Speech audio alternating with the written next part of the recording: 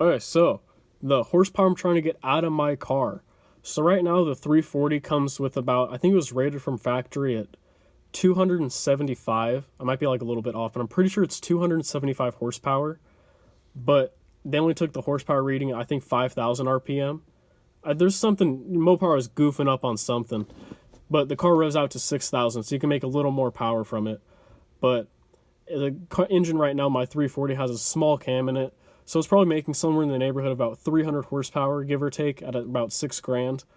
But 300's fun. It's not race car fun.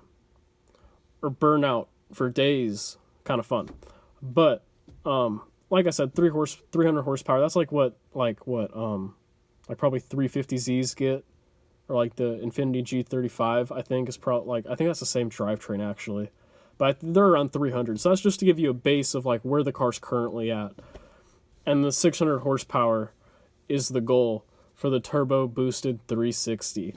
So like I said, this engine, it's running a compression ratio of, when it's built, of 8.75 to 1, which is super low. So I can run a super low compression, cram it full of boost. I'm probably going to be running 14 pounds of boost, 15 pounds of boost. So I'm going for that 1 atmospheric pressure to double the horsepower. So stock, my 360 is going to make, or NA I should say, is going to make 300 horsepower. Plus the 15 pounds of boost is going to crank it up to about 600 horsepower. That's at sea level. This is all theoretical numbers. That's one thing I really like about cars, is you can measure things out with math and it makes sense. Numbers are always the same, always consistent. But if I want to run E85, because I can make 600 horsepower probably, depending, because when you shove boost in an engine, it raises the compression ratio, and once you get past that point, then you're just battling with fuel. So I'm gonna run 93 octane, just pump gas, because I like the availability of being able to drive anywhere and just being able to fill up the car. You know, it's something I could take on a road trip and won't have to like search for E85 or search for race gas, like Rocket brand race fuel, just trying to go out and try to find it somewhere, panicking. So running off pump gas, that's the main goal. High horsepower pump gas. If I wanted to run E85 in it, I could definitely crank out some higher numbers. Definitely can crank out, I don't know, maybe let's say 7 more pounds of boost out of it, and definitely hit like 700 horsepower and have that like Hellcat number. And this car also weighs 3,000 pounds. So power to weight, do that math. 600 horsepower, 3,000 pounds. And a Hellcat weighs what, 4.5 or something? 4,500 pounds? But yeah, this thing's going to be quick.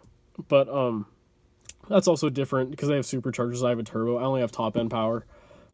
If I wanted to run race gas, I could like if it was just strictly a track car, I could definitely do like 115 octane or whatever race gas goes up to, and then crank out more pounds of boost out of the E85 than the E85, I mean, and way more than the 93 octane.